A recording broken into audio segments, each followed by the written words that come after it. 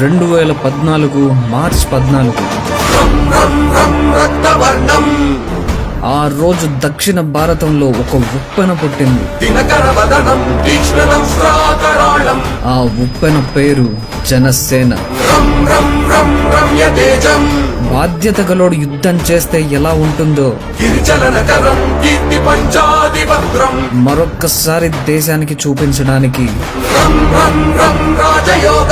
దైవమే కదిలించినట్టు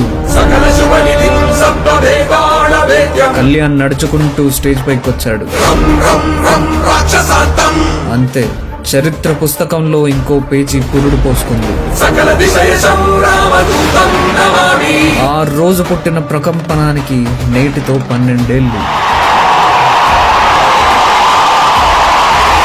ఆ రోజు కళ్యాణ్ స్టేజ్ మీద ఒంటరిగా నిలబడ్డ ఒక వ్యక్తి. ఈ రోజు అదే కళ్యాణ్ ఒక్క మాటతో మొత్తం దేశాన్నే కదిలించే శక్తి.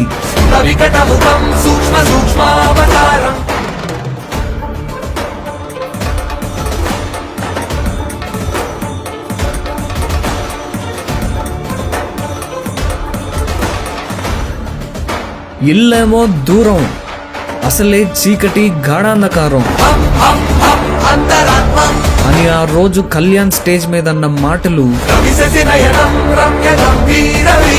ఈ రోజుకి ఒక తరం గుండెల్లో మారుమోగుతున్నాయి.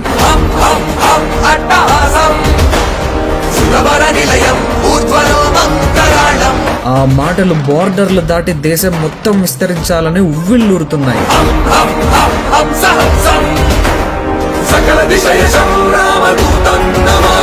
ఇది యుద్ధం, ధర్మయుద్ధం కాదు. ధర్మం కోసం దేశంలోని దుష్టులతో యుద్ధం. 100 ఏళ్ల స్వతంత్ర భారతంలో ఇప్పటికీ పేదోడికి దొరకని ధర్మం కోసం కళ్యాణ్ తలకెత్తుకున్న కలియుగ యుద్ధం. పేదోడికి ఒకలాగా పెద్దోడికి ఒకలాగా పనిచేసే వ్యవస్థ మీద పవన్ చేస్తున్న పొలిటికల్ యుద్ధం. ఈ యుద్ధంలో గెలవటం అంత సులువేం కాదు. సులువైందే అయితే కళ్యాణ్ అనే జనశక్తి దేశానికి అవసరం అయ్యేదే కాదు.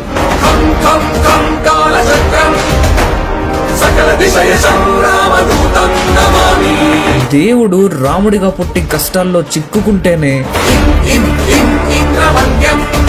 లోకంలో దుష్ట శిక్షణ, ధర్మస్థాపన జరిగింది. అలాగే కళ్యాణ్ కూడా ఓటమనే కష్టం దాటి జనం కోసమే జీవితం అని పోరాడితేనే అధికారం చేతికందింది.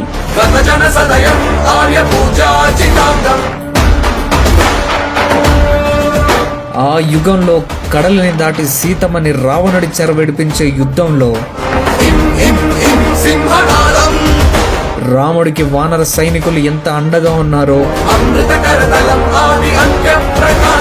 ఈ యుగంలో ఓటమిని దాటి దేశాన్ని కలియుగ రాక్షసుల చెరవిడిపించే రాజకీయ యుద్ధంలో